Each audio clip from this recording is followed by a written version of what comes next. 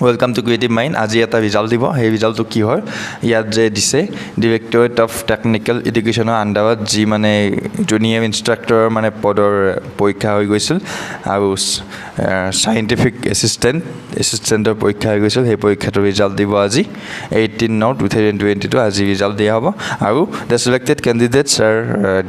directed to attend the ceremonial function organized by Government of Assam for distribution of appointment letters to be held centrally at Veterinary College Playground, Khanapara, Guwahati on 22/9/2022 আৰু 22 তাৰিখে appointment দিয়া হ'ব appointment letter দিয়া হ'ব at 9:30 AM 9:30 AM দিয়া হ'ব গুৱাহাটীৰ স্থিত খানাপাৰাত Veterinary College Playground দিয়া হ'ব The candidates are also directed to bring their admit cards along with valid photo ID.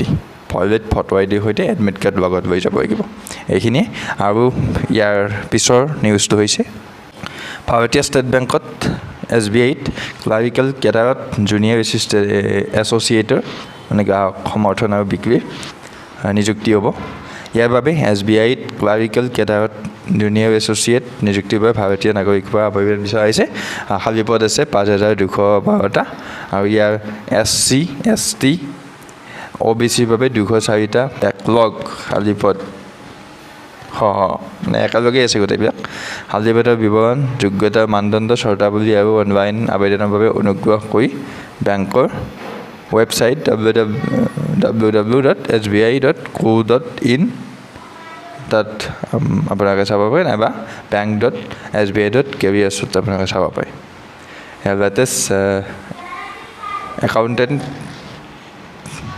Current অপাৰেটিংছত চাওক লেটেষ্ট নিউজ প্ৰাৰ্থীসকলে তাত উপলব্ধ লিংকৰ জৰিয়তে তেওঁলোকৰ আবেদন পঞ্জীয়ন কৰিব পাৰিব এতিয়া আবেদন অনলাইনৰ পঞ্জীয়ন বা মাচুল পৰিশোধ কৰিব লাগিব 7 তাৰিখৰ পৰা 7 মানে অক্টোবৰৰ পৰা 27 অক্টোবৰলৈকে পাৰিব অনলাইনৰ প্ৰাৰম্ভিক পৰীক্ষাৰ তাৰিখ 2022 নৱেম্বৰত বেলেগ তাৰিখত অনুষ্ঠিত হ'ব আৰু অনলাইন মূল্য পৰীক্ষাৰ তাৰিখ 2022 ডিচেম্বৰ আৰু 2023 জানুৱাৰীত